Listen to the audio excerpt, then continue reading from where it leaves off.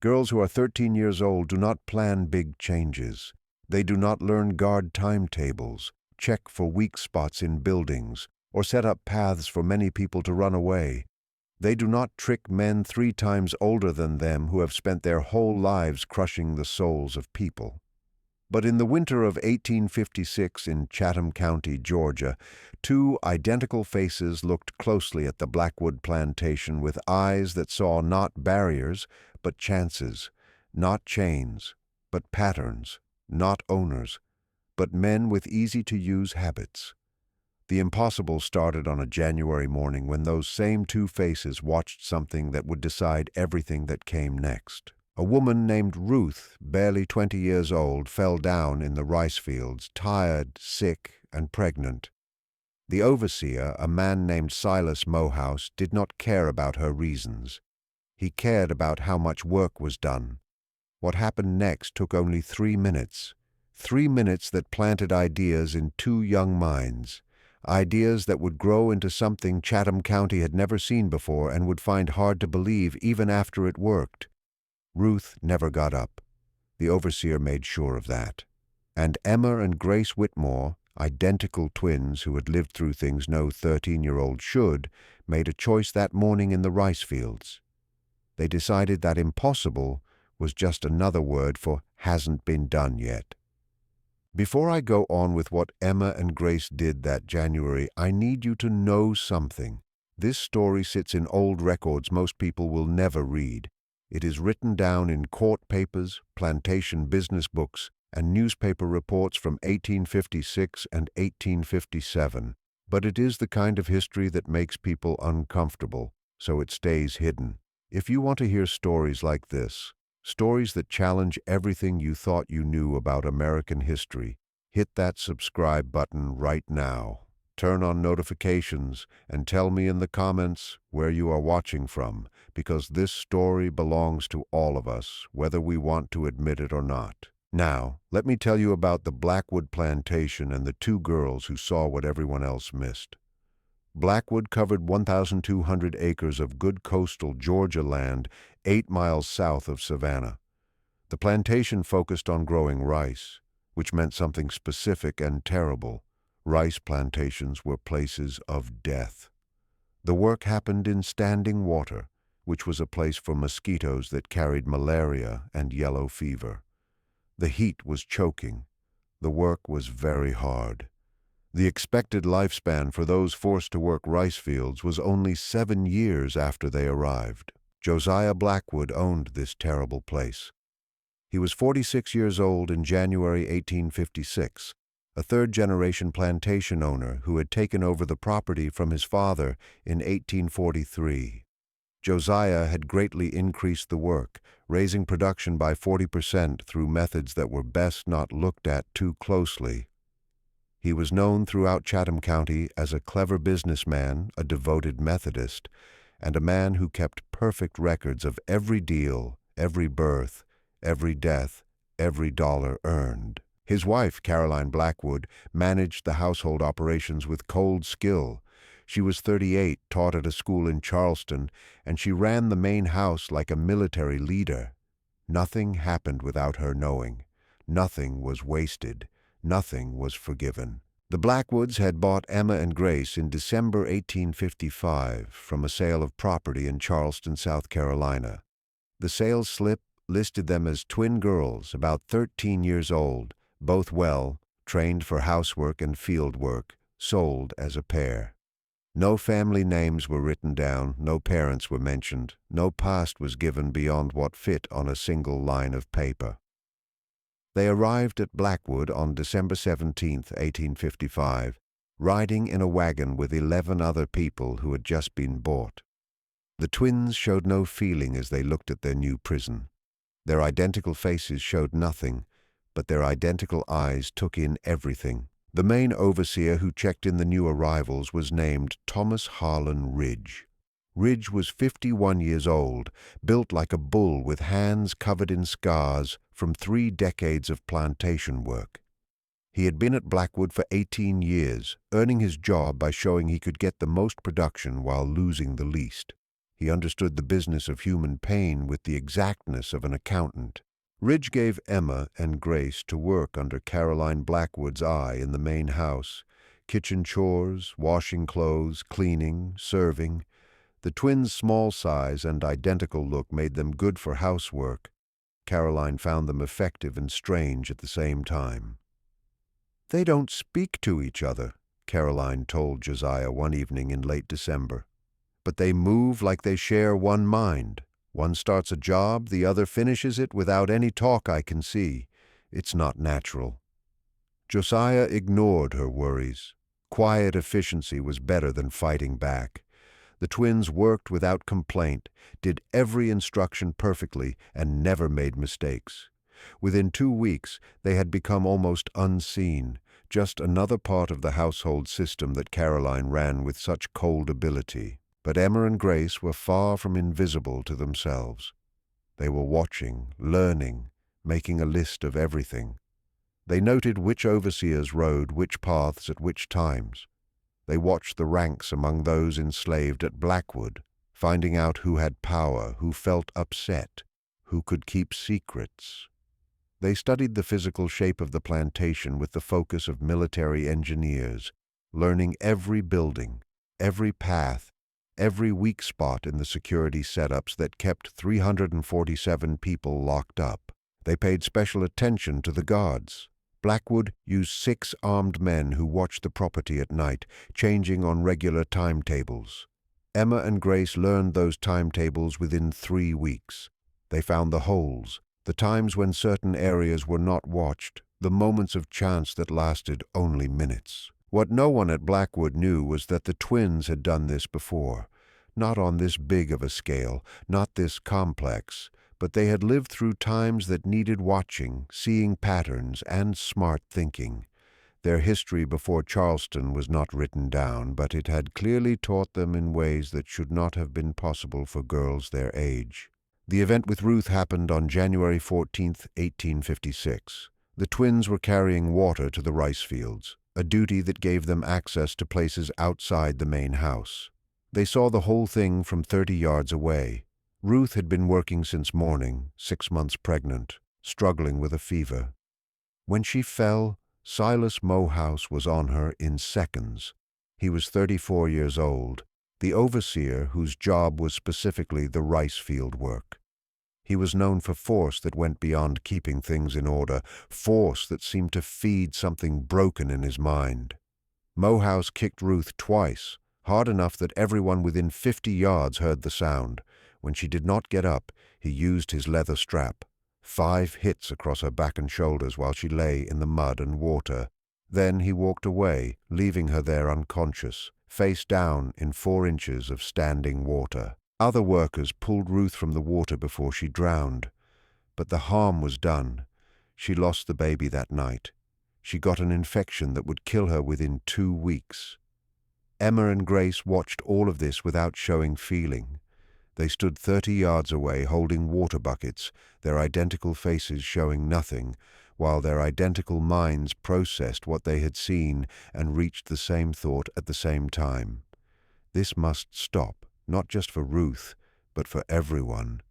And if stopping it needed doing the impossible, then they would do the impossible. That night, lying in their shared sleeping place in the servants' rooms next to the main house, Emma whispered to her sister for the first time since coming to Blackwood, "We can't fight our way out by killing this time." Grace knew what she meant right away. At their last place, whatever it had been, using force against single cruel people had worked. But Blackwood was too big, too well guarded, too organized. Killing one overseer would just mean he was replaced. Killing many overseers would cause official searches they could not survive. They needed something different, something bigger, something that had never worked out well in coastal Georgia before. "We need to get everyone out," Grace whispered back. Emma nodded in the darkness. All of them, at once. What they were thinking about was crazy. Mass escapes did not work. The system set up to stop exactly this kind of action was too complete. Armed watchers, tracking dogs, organized groups of slave catchers, laws that turned every white citizen into someone who would help enforce the rules. The whole way of life in the South was set up to make what the twins were planning impossible. But Emma and Grace had learned something that Josiah Blackwood and Thomas Ridge and Silas Morehouse had never thought about. Impossible just meant no one had figured out how yet, and the twins were very, very good at figuring things out. Over the next 3 weeks, Emma and Grace studied Blackwood with intense focus. They drew maps of every building, every fence line, every road and path within 5 miles of the plantation. They found the places of nearby plantations and their patrol paths. They noted the schedules of supply wagons, the times visitors from merchants and traders came, the routine of life that ruled the wider area of Chatham County. They also started building relationships carefully and with thought. The twins had learned that silence made people trust them. People spoke easily around servants who never talked back, never asked things, never showed feelings. Emma and Grace used this. They listened to talk between overseers, learning facts about patrol work, how they communicated, and what they would do in emergencies. They learned that Blackwood worked with 3 nearby plantations on security matters. They found out that escaped people were usually tracked using dogs kept in pens 2 miles north of the main house. They found out that the county slave patrol worked from a main office in Savannah with riders covering set areas on changing schedules. All of this information went into their mental list, sorted and checked until patterns appeared. But the twins also needed to understand the people they were planning to save. 347 people lived at Blackwood, and not all of them would be able to do what Emma and Grace were planning. Some were too young, some too old, some too damaged by years of being treated as less than human. The twins started finding key people, people who still had fight left in them, people who could keep secrets and follow directions, people who could be trusted with the kind of desperate plan that would either work perfectly or fail horribly with no in-between. They found their first helper in a man named Isaiah. He was 42 years old, a skilled metal worker who worked in Blackwood's forge. Isaiah had been at the plantation for 26 years, brought there as a young boy. He had lived by being too valuable, his metal working skills too needed to risk losing him to too much punishment. But he had also lived by remembering every unfairness, every cruelty, every person who had been broken or killed by the Blackwood system. Emma went to Isaiah on February 3, 1856. She waited until he was working alone in the forge in the evening, then slipped in carrying a basket of bread from the kitchen, a delivery that would not seem strange. "Isaiah," she said quietly, "can you make keys?" Isaiah looked at the 13-year-old girl with surprise. The twins never spoke unless they were spoken to directly. Hearing one of them start a conversation was so shocking that he stopped his work.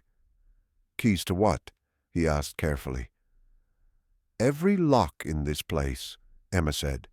"If I brought you shapes made in clay, could you make keys that open them?" Isaiah looked at her face, seeing something in her eyes that made him think again about brushing off the question. That would be hard, dangerous. Why would anyone want such things? "Because locks only keep people in if they can't be opened," Emma said. "And I think it's time to open every lock in Chatham County." The metalworker set down his hammer slowly. He looked at this small girl with her identical sister standing silently at the forge entrance, and he knew that he was being offered something he had stopped believing existed decades ago. Hope. "Tell me your plan," Isaiah said. Emma did. Not the whole plan yet, but enough to let Isaiah understand the size and the goal. Enough to let him see that these 2 children had thought farther and deeper than anyone would expect. Enough to make him believe that maybe, just maybe, the impossible was about to become possible. By the end of February 1856, Emma and Grace had brought in 7 key people: Isaiah the metalworker, a woman named Sarah, who worked in the laundry and knew every bit of talk on the plantation, a field boss named Jacob, who still had the respect of the workers even though he was forced to keep discipline. Two brothers, Daniel and Marcus, who worked the stables and knew horses better than most men knew people. A woman named Abigail, who cooked in the kitchen and had access to food supplies, and an old man named Thomas, who had been a sailor before being enslaved and knew the waterways of coastal Georgia like he knew his own hands. These 7 became the heart of what Emma was calling the network.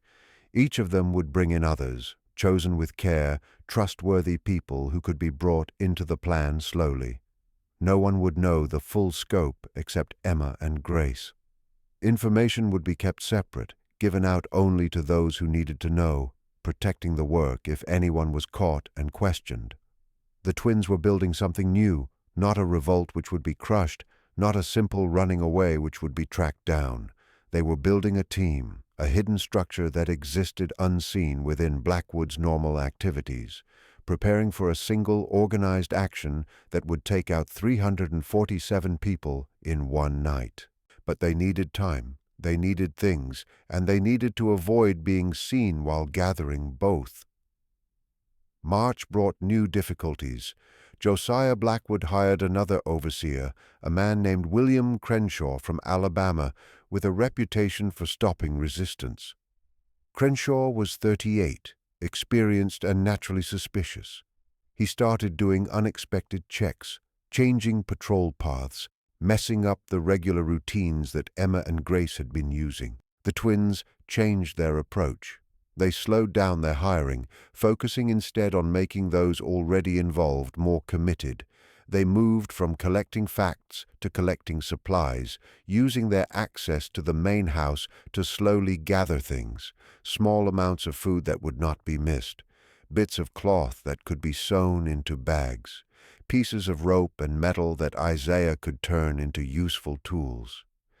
Everything was hidden in places the twins had found throughout the plantation. A hollow spot beneath the kitchen floor, a hole in the wall of the servants' rooms, the space under the main house where old repairs had left gaps, an unused well on the eastern edge of the property. They were building a hidden storage, preparing for an action that would need feeding hundreds of people during a trip that would last days or weeks. April brought sadness that made everyone more determined. Ruth finally died from the infection that had been killing her since January. She was buried in the small piece of ground behind the plantation chapel, one more unmarked spot in earth filled with pain. Silas Mohouse did not go to the burial. He was in the fields keeping up work totals.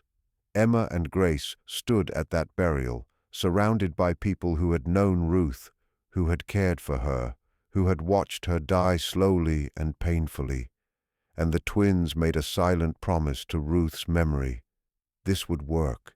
It had to work, because if it didn't, Ruth's death would be just one more in a never-ending line, and nothing would change, and the Blackwoods and the Mohouses would continue crushing people into dust forever. By May 1856, the network had grown to 43 people. 43 people who knew they were part of something, though most did not yet know exactly what. They knew to gather certain supplies.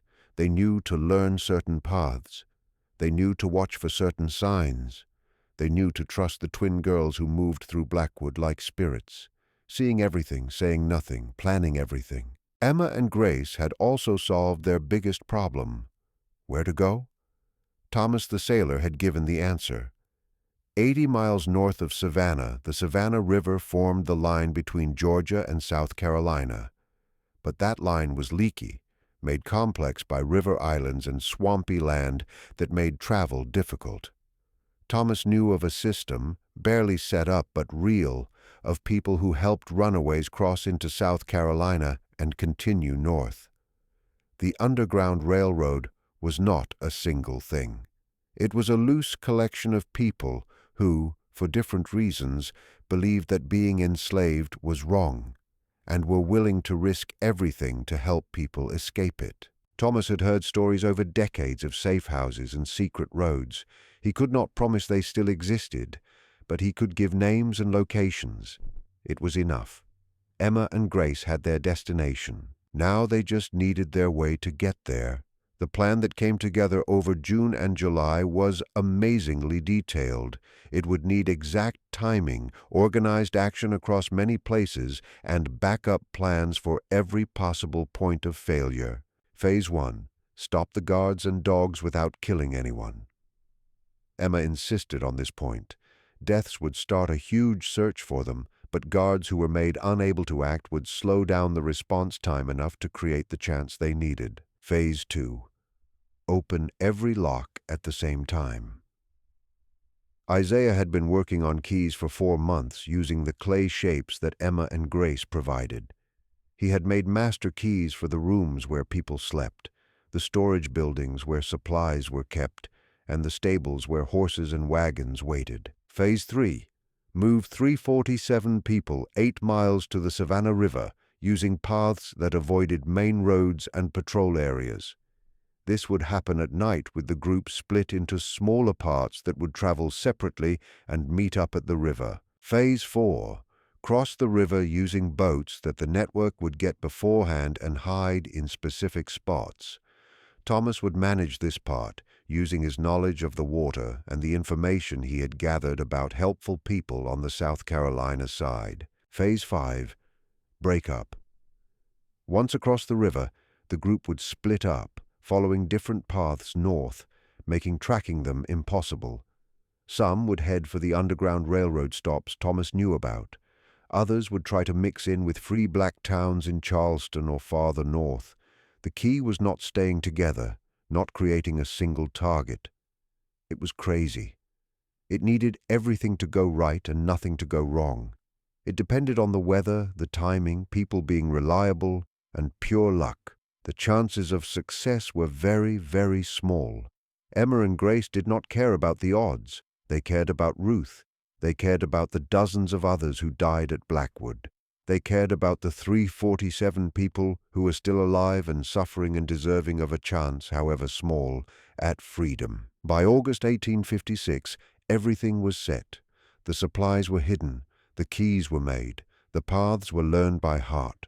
The boats were acquired and concealed. The network knew their jobs.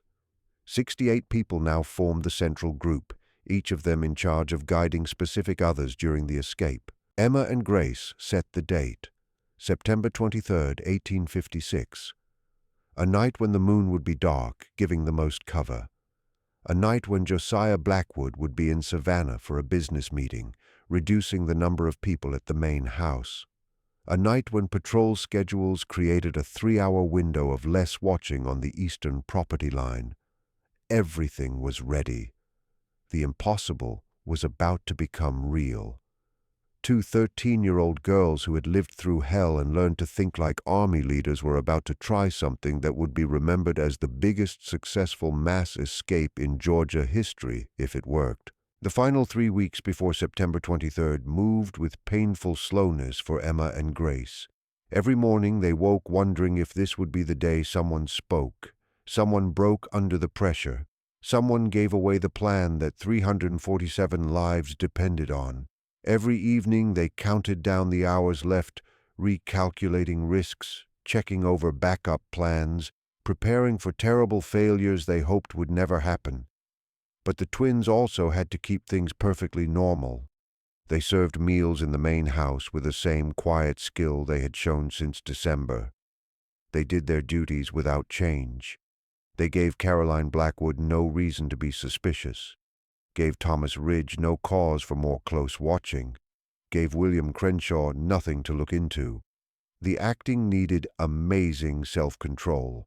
Emma and Grace were 13 years old, carrying the weight of an action that would have been hard for experienced military bosses, and they could not show strain, could not reveal stress, could not let anyone see the constant counting running behind their identical faces. On September 10th, they had their first serious problem. William Crenshaw found out that supplies were missing from one of the storage buildings. Not large amounts, but enough to notice. Flour, salt, pork, dried beans, the kind of food someone might take if they were planning a trip. Crenshaw started a search right away. He asked questions to workers, searched the rooms, checked storage areas for signs of stealing.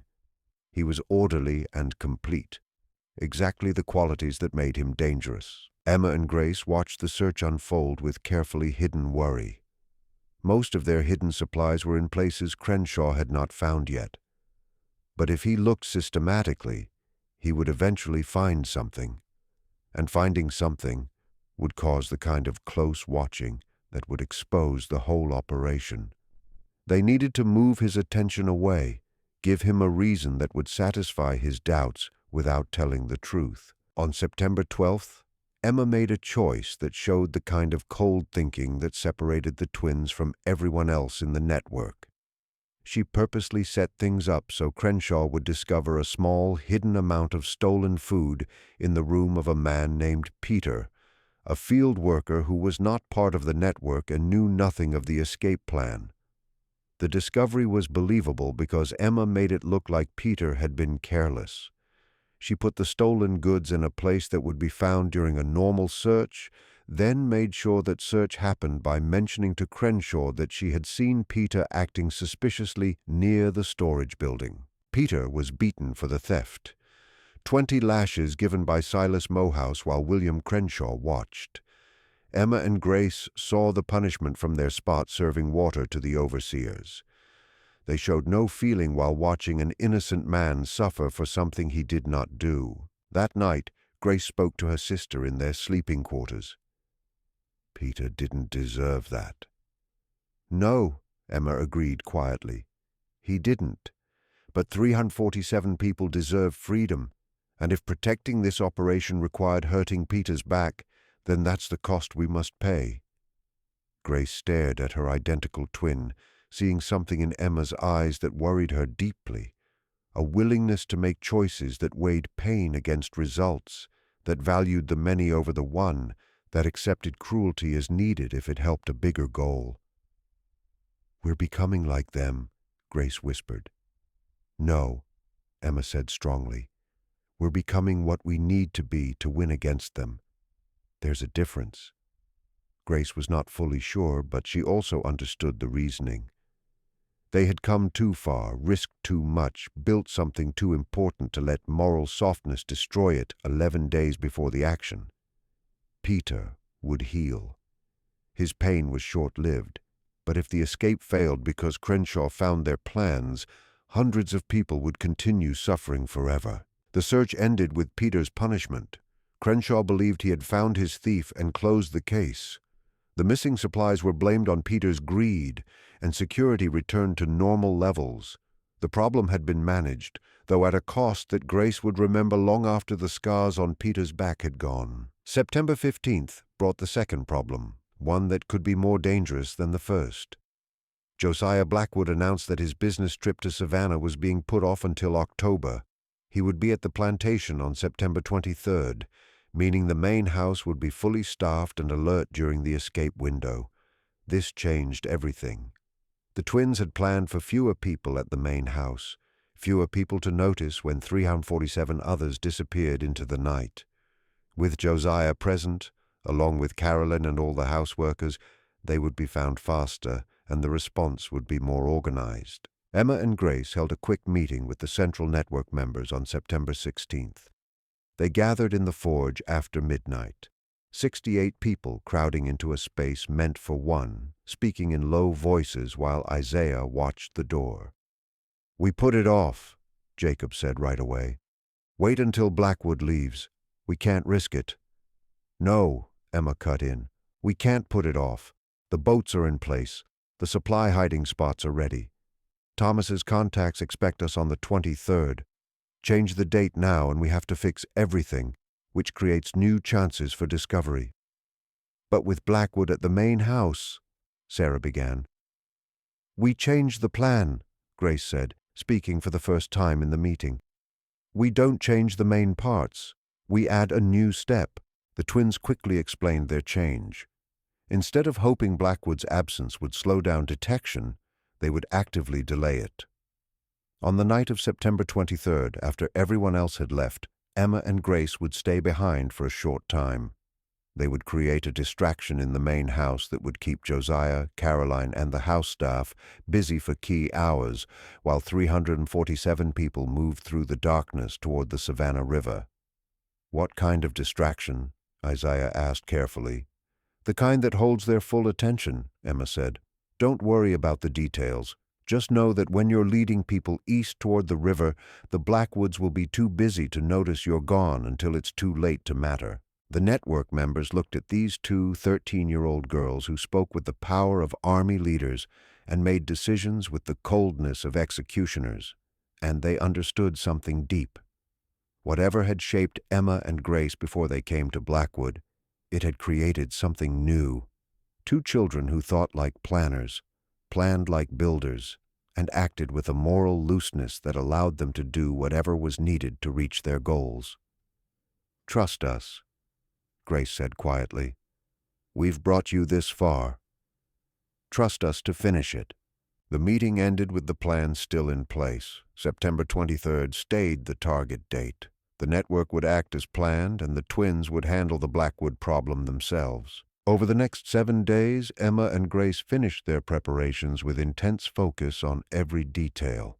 They reviewed every part of the plan with the core network members, making sure everyone understood their roles. They confirmed that all supplies were placed correctly. They checked with Thomas that the boats were ready and his contacts on the South Carolina side were prepared. They also prepared their distraction, though they shared the specifics with no one but each other. What they were planning for the main house was dangerous, possibly deadly, and completely necessary. The Blackwoods needed to be totally occupied for at least 4 hours. 4 hours for 347 people to travel 8 miles through darkness and reach the river. 4 hours before anyone found the rooms empty and the whole enslaved population of Blackwood Plantation had disappeared. September 22nd, the day before the action, brought heavy tension to everyone in the network. 68 central members went through their normal routines while fighting excitement and fear. They served meals, worked fields, did duties, all while knowing that in 24 hours everything would change forever. Emma and Grace kept their usual calm, but those who knew them best could see small signs of strain. They moved a little faster than normal. Their eyes watched details with even greater force. They touched each other often, a rare show of the bond that usually stayed invisible, as if gaining strength from physical touch with their identical twin. That evening, after the house staff had finished their work and gone to their rooms, Emma and Grace lay in their shared sleeping space and had their final private talk before the action began. "If this works," Grace said quietly, "we'll have done something no one thought possible." "It will work," Emma said with a certainty that did not fully match the odds. "And if it doesn't, then we'll have tried. That's more than most people can say." Grace was quiet for a moment, then asked the question that had been bothering her since the event with Peter. "Do you think we're good people? After everything we've done, everything we're planning to do?" Emma thought about this carefully. "I think good and evil are words people use when they don't want to think about how complex things are. We do what is needed. We protect people who can't protect themselves. We fight systems that crush human beings into dust. Does that make us good? I don't know. Does it matter?" "It matters to me," Grace said. "Then believe this," Emma replied, turning to face her sister in the darkness. "Tomorrow night, 347 people will have a chance at freedom they wouldn't have otherwise. Some will make it, some won't. But all of them will know that 2 girls who barely reached their 14th year cared enough to try the impossible. History can judge whether we were good or evil. The people we save won't care about the difference." Grace nodded slowly, accepting this idea, even if it did not fully answer her moral questions. They had come too far to go back now. Tomorrow would bring either victory or disaster, and debates about goodness would not change the result either way. September 23rd, 1856, started with clear skies and unusual heat. Emma and Grace did their morning duties with mechanical accuracy, serving breakfast to the Blackwood family, cleaning rooms, carrying out the routines they had done hundreds of times over the previous 9 months. Josiah Blackwood was in a particularly good mood that morning. Cotton prices were going up, rice production was higher than expected, and his plantation's profit was at an all-time high. He talked about plans to expand with Caroline over breakfast, while the twins served coffee and eggs, unseen as always, 2 more pieces of human property that existed to make their owners comfortable. Neither Josiah nor Caroline noticed the way Emma's hands shook slightly when pouring coffee. Neither saw the look that passed between the twins when Caroline mentioned that tonight would be a calm evening at home, just family, no visitors or social duties.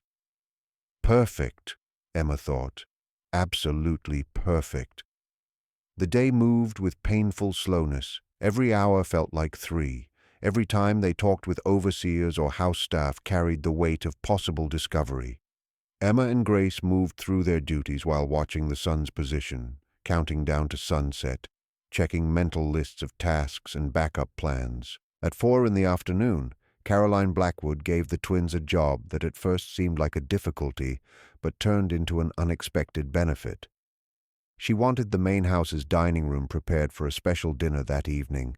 Good china, silver forks and knives, candles, the full formal service. Josiah's brother was arriving unexpectedly from Charleston, and Caroline wanted to show proper welcoming. This meant Emma and Grace would be working in the main house during the critical evening hours. It meant they would have good reasons to move through the building, going to areas they needed to access, placing things they needed to place. The distraction they had planned just became easier to do. At 6:30, as sunset colored Chatham County in shades of orange and red, the final preparations began across Blackwood Plantation. To any watcher, it looked like a normal evening, workers returning from fields, meals being cooked, the daily rhythms of plantation life going on as they had for decades. But beneath that normal look, 68 core network members were doing their assigned tasks with exact coordination. Isaiah was giving out the keys he had spent months making. Sarah was making sure everyone knew their assigned travel groups and paths. Daniel and Marcus were quietly getting the wagons ready, putting the smallest children and those who could not walk 8 miles through darkness into them. Thomas was doing his final check of the supply hiding spots along the escape path, confirming that food and water waited at set times. Abigail was giving out the last of the food from the kitchen, amounts small enough not to be noticed missing, but enough to keep people going during the trip. Everything was moving according to plan.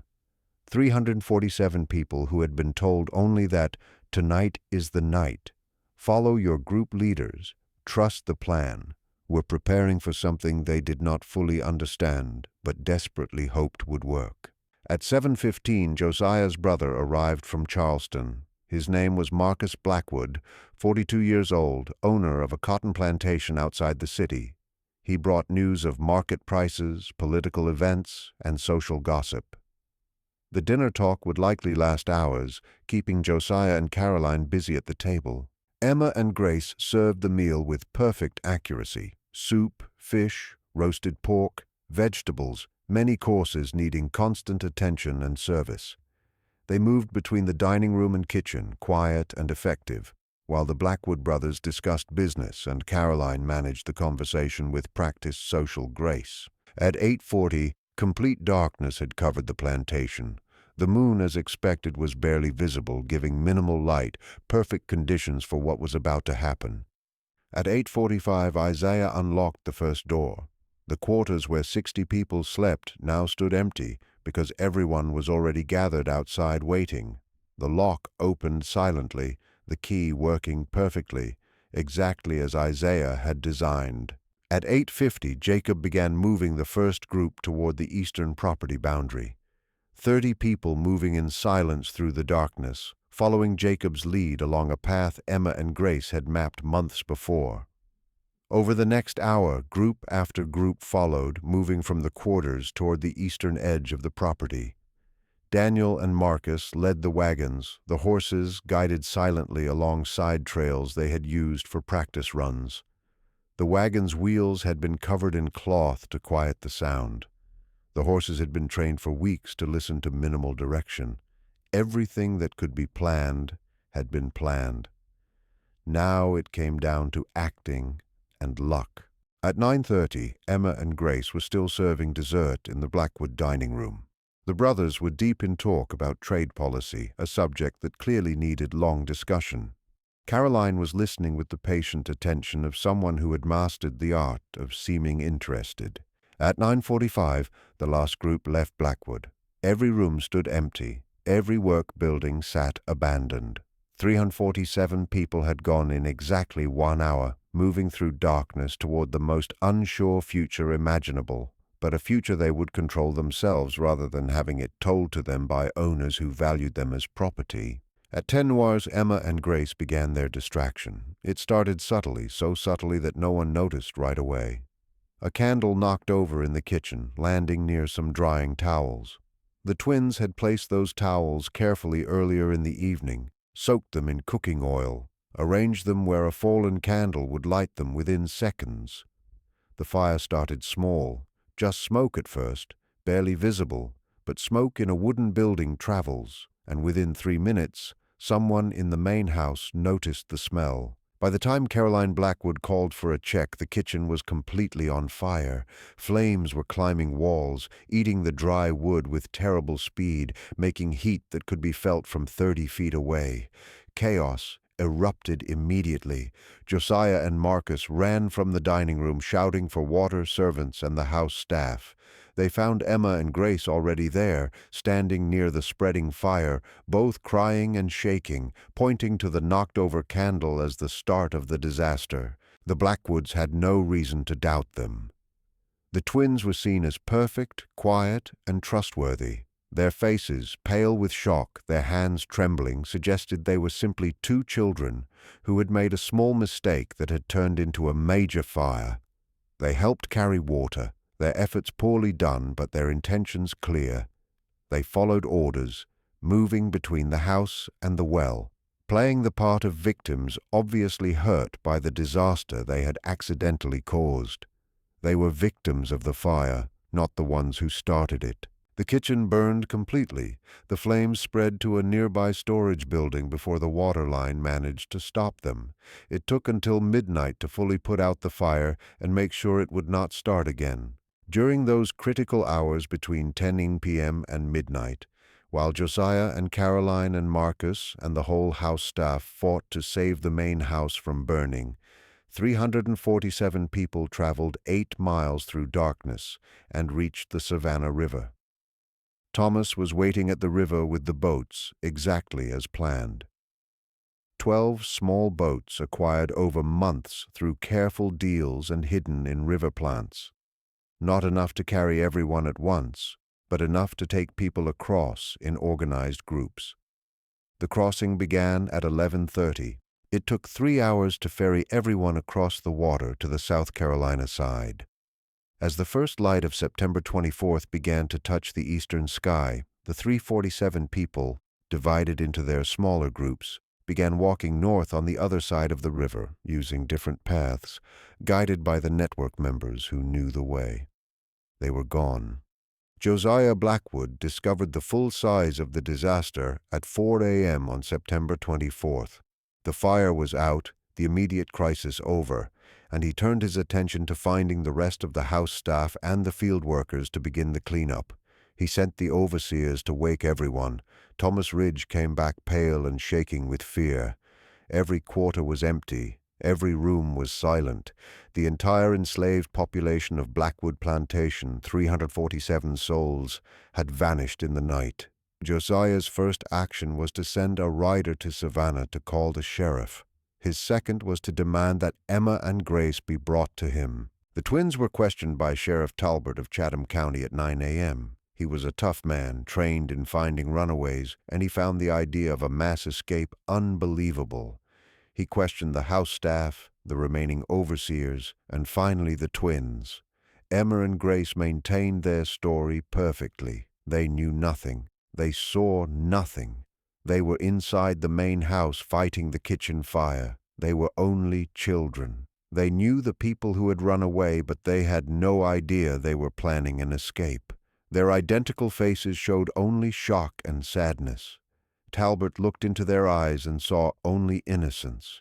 He ruled that the escape had been a sudden, unorganized action led by a few strong men, perhaps Jacob or Isaiah, who had convinced the others to run under the cover of the fire. He filed his report, attributing the loss of 347 people to the fire and the resulting confusion, an act of chance that could not have been planned. He never suspected the two quiet 13-year-old girls who served him coffee. Emma and Grace continued to work in the main house. They remained Josiah Blackwood's property. They watched as the plantation slowly began to fill with new people bought over the following months to replace those who had run away. They listened as Josiah and Caroline complained about the lack of good help, the high cost of replacement people, and the total destruction of their kitchen. They heard the constant fear in the overseers' voices, the new routines, the doubled patrols, the purchase of more dogs. The Blackwood escape had made history, though no one in Georgia knew it. By January 1857, the plantation was running again, though with a nervousness that had not been there before. One day, Caroline Blackwood was reading a newspaper discussing events far to the north, when she casually mentioned a story to Josiah. "They've arrested a man in Pennsylvania, caught with over 300 runaways from Georgia. Can you believe the scale of it?" Emma, who was cleaning the dining room during this talk, showed no feeling, but her heart was beating fast. 300 people from Georgia in Pennsylvania. It could be chance, or it could be proof that the network had reached places where they could build new lives. That night, Grace whispered to her sister in their sleeping quarters, "Do you think it was them?" "Some of them," Emma said. "Not all. 300, not 347. Some didn't make it. Some went different directions. But yes, I think a large number reached Pennsylvania." "We did it," Grace said, her voice filled with wonder and relief. "We actually did it." "We did it," Emma confirmed. "And now we need to decide what we do next." This question had been filling both twins' thoughts for months. They had finished their goal at Blackwood. They had proven that mass escape was possible, but they themselves remained enslaved, still owned by Josiah Blackwood, still caught in a system they had shown could be beaten but not yet destroyed. They could run. With their proven skills and the supplies they had built during 9 months of planning, escape would be relatively easy. But running meant leaving everyone else, still suffering under the Blackwood system and at plantations throughout Chatham County. Or they could stay, use their unique position as trusted servants, whose part in the September escape had never been suspected, build another network, plan another impossible action. The decision was not hard. Emma and Grace had not survived their unknown previous experiences just to save themselves. They had gained abilities for smart thinking and organized action that would be wasted on just their own escape. They were weapons that could be aimed at a system that deserved to be destroyed. They stayed. Over the next 6 months, the twins carefully built a new network among the new arrivals. A second action would face higher security and increased suspicion. Everything would need to be smarter, more carefully hidden, more perfectly done. By March, the twins had recruited 5 central members from the new people. Not enough for a mass escape, but enough to begin planning something different.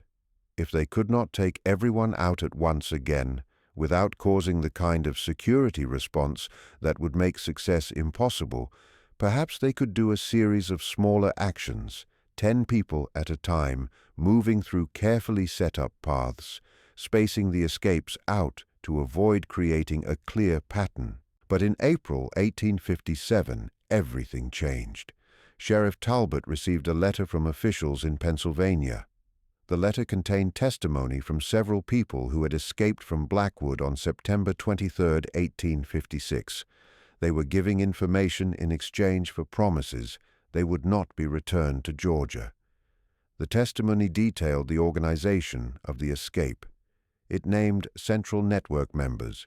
It described the planning process, the supply hiding spots, the path coordination, and it mentioned briefly but clearly that two young twin girls who worked in the main house had been present at planning meetings and had seemed to have deep knowledge of the action.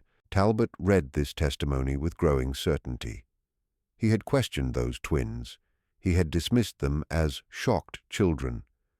But the letter from Pennsylvania suggested he had made a terrible mistake in judgment. On April 15, 1857, Talbot returned to Blackwood Plantation. He asked for another talk with Emma and Grace, this time without Caroline present. He wanted to watch them without the protective presence of their owner. The twins knew immediately that something was different. Talbot's manner was changed.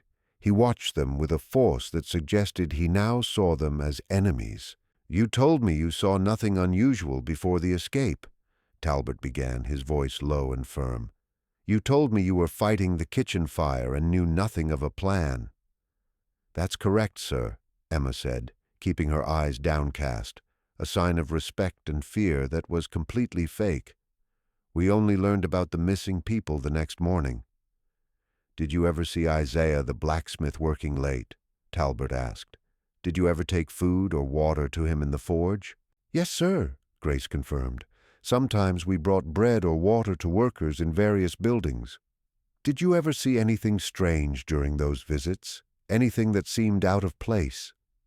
The twins understood the trap. Talbot had information that went against their previous claims of knowing nothing. He was testing whether they would stick to their story or change it. Either answer carried risks. Emma made a choice that showed the smart thinking that had marked every action since coming to Blackwood. She would give Talbot part of the truth, enough to satisfy his doubts without revealing the full extent of their involvement. "There were some nights," Emma said slowly, as if unwilling to share information, "when we saw people gathering at the forge. We didn't understand what they were doing.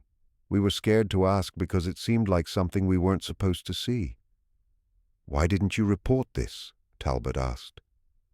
"Because we were afraid," Grace said, her voice shaking in a display of fear that was partly real. "We're just children.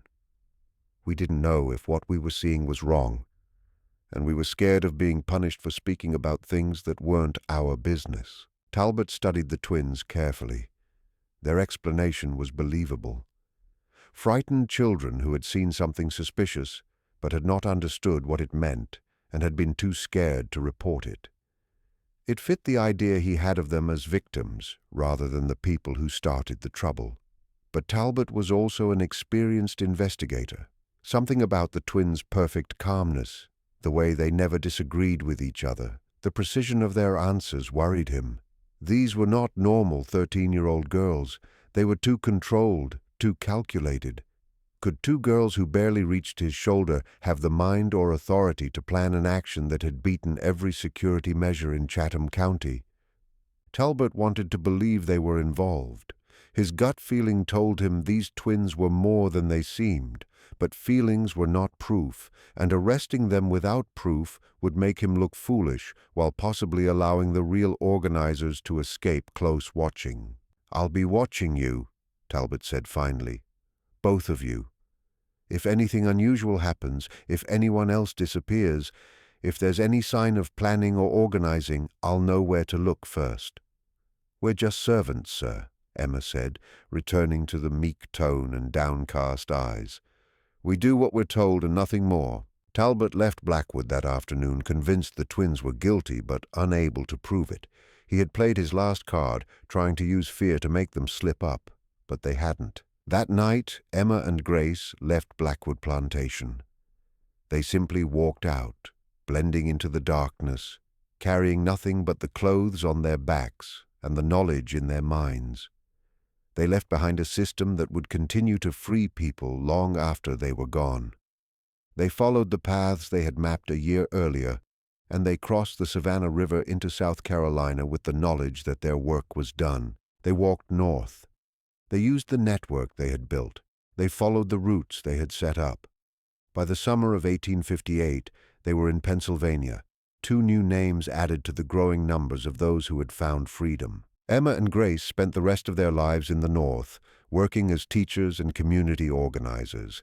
They never married, never had children, and remained together, connected by shared experiences that no one else could fully understand. They also never told their complete story. When asked about their past, they gave basic facts. Yes, they had been enslaved in Georgia. Yes, they had escaped and come north. Yes, they had been involved in helping others reach freedom. But the full details, the planning and execution of the Blackwood escape, the smart thinking that had freed 347 people, the knowledge systems they had created, all of that remained private. In 1872, 7 years after the end of slavery, Emma and Grace received a letter from Chatham County, Georgia. It was from a man named Marcus Blackwood, Josiah's brother, who had been at dinner the night of the kitchen fire. The letter was brief. Miss Emma and Miss Grace, I write to inform you that Josiah passed away peacefully last month. He never recovered the full value of the people who ran away in '56.